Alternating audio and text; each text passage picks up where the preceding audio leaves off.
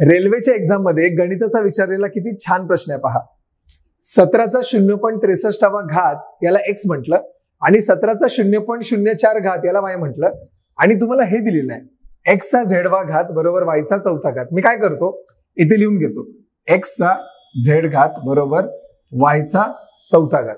आता काय करतो x च्या ठिकाणी हे सबस्टिट्यूट करतो मी 17चा 0.63 घात. बघा खूप सोपं आहे. तुम्हाला बघायलाही गणित अवघड वाटणार पण अतिशय सिंपल आहे. 17चा पण 0.63 घात आणि त्याचा z घात दिसतोय बघा इथे बरोबर. y म्हणजे काय y ची किंमत मी टाकतो इथे 17चा 0.04 घात आणि त्याचा कितवा घात आहे त्याचा चौथा घात आहे.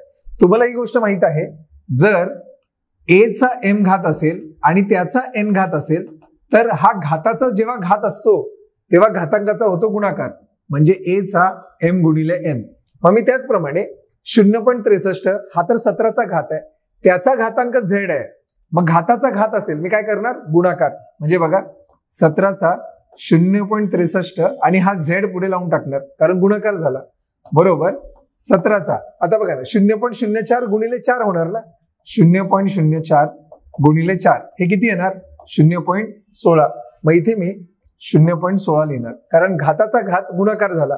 आता बघा एक गोष्ट तुम्हाला माहित पाहिजे जर पाया समान असेल इथे पण पाया 17 आहे इथे पण पाया 17 आहे आणि मध्ये बरोबरचं चिन्ह असेल तर घातांक जे असतात ते समान होतात आपोआप. हा नियम आहे इंडेक्सचा. मग आता 0.63 z बरोबर 0.16. आता मला सांगा मला जर z काढायचा असेल तर z मी कसा काढणार इथे z ठेवणार z बरोबर 0.16 ठीक आहे आणि हे 0.63 तिकडे खाली छेदामध्ये जाणार 0.63. बघा अंशामध्ये पण दशांश चिन्हानंतर 2 अंक छेदामध्ये पण दशांश चिन्हानंतर 2 अंक मग मी तो दशांश चिन्ह काढून टाकू शकतो 16/63.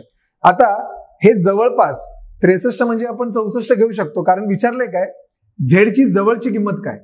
मग 16 64 कारण अप्रॉक्सिमेटली काढायचं आहे 1/4 उत्तर येतं म्हणजेच 0.25 ही झाली जवळची किंमत z ची जे आहे ऑप्शन क्रमांक 1.